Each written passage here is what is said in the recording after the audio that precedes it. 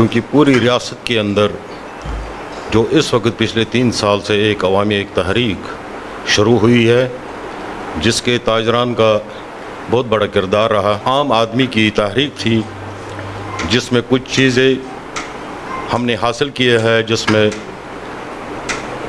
आटा और बिजली जो आम एक इंसान की तरह घर तक पहुँचा। अगर हमारे अवामी मसाइल है वो रियासत के अंदर है, रियासत के हुक्मरानों से हमारा मुतालबा है, मगर ये जो इसके अंदर चार्टर ऑफ डिमांड के अंदर ये डाला गया 12 महाजरीन के सीटों का मामला जो है कि उसके ऊपर भरपूर एक कानून एक आइन है, जिसके ऊपर सबसे पहले असम्बली फ्लोर के ऊपर इसके ऊपर गौर खोज किया गया है, जिसमें भरपूर तरीके से यही जवाब मिला है कि भाई आइन और कानून की बात है, इसका हल उसी जगह पर है। उसके बाद फिर APC बुलाई गई है, APC ने भी इसके ऊपर गौर खोज किया है, वहाँ से भी वही जवाब मिला है। जो सबसे बड़ा हमारा यहाँ इदारा है सुप्रीम कोर्ट, वहाँ पर भी एक खुली कचहरी लगाई गई है, वहाँ पर भी इसके ऊपर डिबेट हुआ है।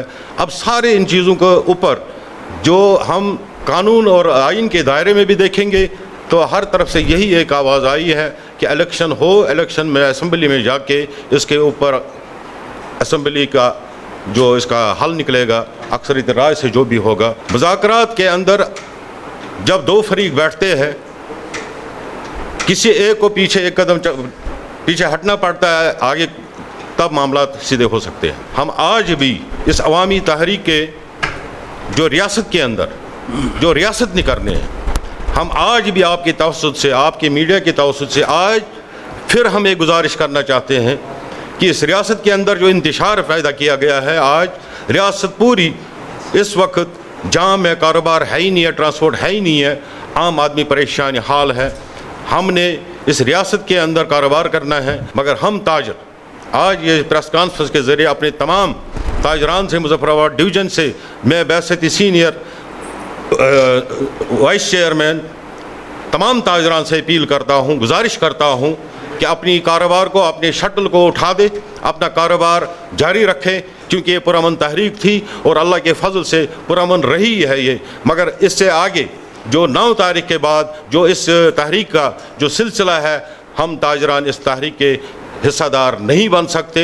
और ताजरान से फिर मैं एक बार रिक्वेस्ट करता हूँ, तमाम मुजफ्फराबाद डिवीज़न के लोगों से मेरी गुजारिश है, अपना कारोबार को खोले, अपना शटल को उठा दे, कारोबार करे। जब शटर डाउन हुआ, लॉकडाउन हुआ, हमने किया, लेकिन जो बुनियादी चीज़ थी आटा, बिजली या बाकी मामला, सेहत के मामला हुए, आप सब लोगों को मालूम है, आप लोग कवरेज करते रहे कि अल्हम्दुलिल्लाह आटा भी हमें मिल गया, बिजली भी हमें सस्ती मिल गई, बाकी चीज़ें जो भी हैं वो भी तकरीबन काफ़ी हद तक हमें मिल चुकी हैं। हमारा ये था कि हमने सिर्फ अवामी हकूक़ की जदोजहद करनी थी। अब आस्ता आस्ता ये देखा गया है कि ये तारीख किसी और तरफ जा रही है, जिसमें हमने देखा जी कि वहाँ पे नारे लग रहे हैं जी कि हमने पासपोर्ट पत्नी उसको क्या करना है, शनाख्ती कार्ड अपना बनाना है। ये सरासर गलत है। ख़ासकर जो हम ट्रेडर्स हैं, हमारी जितनी भी ख़रीदारी होती है वो पाकिस्तान से होती है। हम कभी भी इंशाल्लाह कोई भी ट्रेडर कभी भी किसी पाकिस्तान का कोई भी मुखालिफ नहीं रहा है, ना ही कभी कोई ऐसा हमने अल्हम्दुलिल्लाह नारा लगाया है। ये जितने भी हम ताजरान हैं मुजफ्फराबाद डिवीज़न के, आज हम ये ऐलान करते हैं, हमारा उस जो कालादम एक्शन कमेटी है उसका जब तक वो एक्शन कमेटी सही थी तो हम उसके साथ थे।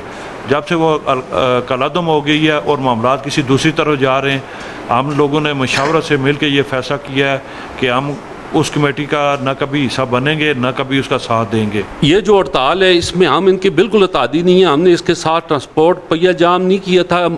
आपके सामने है कि तमाम पंप्स के ऊपर डीजल पेट्रोल इन्होंने बंद कर दिया। ये जो नारे उधर रबलाकोट में लग रहे हैं, ये कौन लोग हैं, इनका क्या एजेंडा है? हम कतन नहीं, हम उस एजेंडे के साथ नहीं हैं। हम उस वक्त तक उनके साथ थे जब तक कि वो बुनियादी आम आदमी के मसाइल थे, आम आदमी के हक की बात थी, उस वक्त तक हम साथ थे। हम कभी भी ये बात सोच भी नहीं सकते कि हमारी फौज कमज़ोर हो, हमारा मुल्क पाकिस्तान हमारा बड़ा भाई है और जो कुछ वो हमारे साथ कर रहा है, जो जिस तरह हर चीज़ के अंदर हमें रिलीफ दे रहे हैं, दुनिया में किसी जगह ये इस चीज़ की मिसाल नहीं मिलती।